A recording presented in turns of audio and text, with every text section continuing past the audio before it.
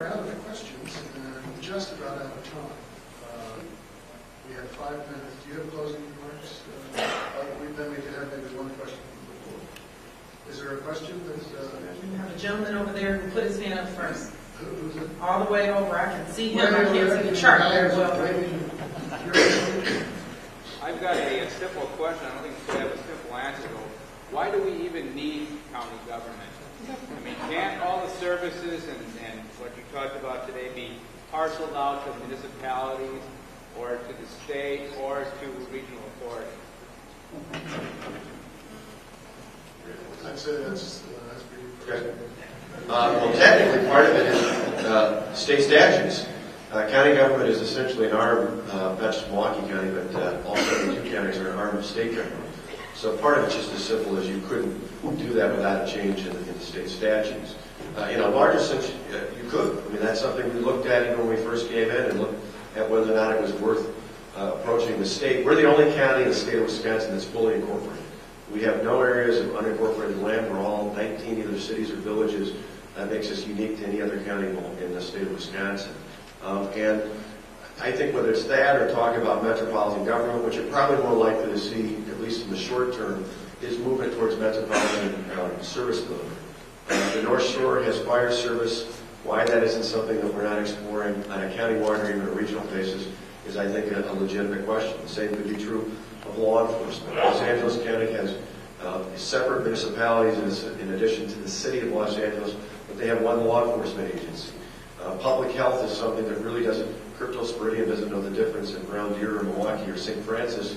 Why you could address that on a regional basis, I think are all legitimate questions. And eventually, that's one of the things I hope that the Milwaukee 7 might look at. Because I think realistically, if you have just one elected official pushing that out there, people assume there's some other alternative political agenda as opposed to questioning, is this really the right thing to do for this county and for this region? But I think long term, those are all very, very legitimate questions. And again, it goes back to what I was saying about workforce. My goal is to look at not saying, should we be an employment service, but instead, should we be a provider of more services? You could ask the same question, not just with the workforce, but with the government itself. Where's the best place to provide those services? Until that sort of decision is made, particularly with the state statutory change, we're going to find the best and most effective way to do it at the county level. I would say that I think that that's a question. That's a good question, and those are the kind of questions. Whether it's that question or whether it's the question of should we have an independent funding source for transit and parks that need to go to the great citizens of Milwaukee County. Those are the kind of issues that we need to allow there to be dialogue about. However, until then, I want to be your next county executive, the person who is going to champion for you and using their relationships at state government and with the Democratic delegation, frankly, that's at the federal level, or the person who's thinking about transit and having a vision for it that's going to move our region forward. That's not just thinking in the box and putting my head in the sand and being an ostrich. I want to be the person who's going to say that education is an issue that we have to champion, even if it isn't a county executive issue.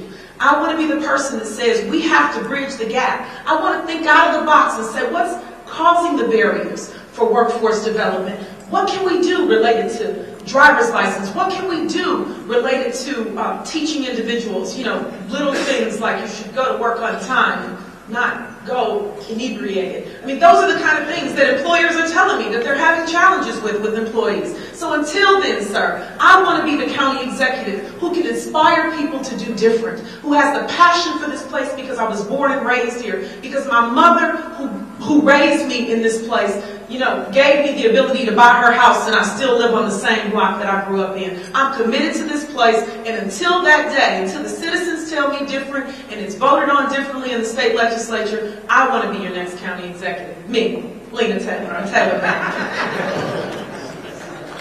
I'm going to turn this over to Bill Haberman here in a minute, but please join me in thanking our candidates. I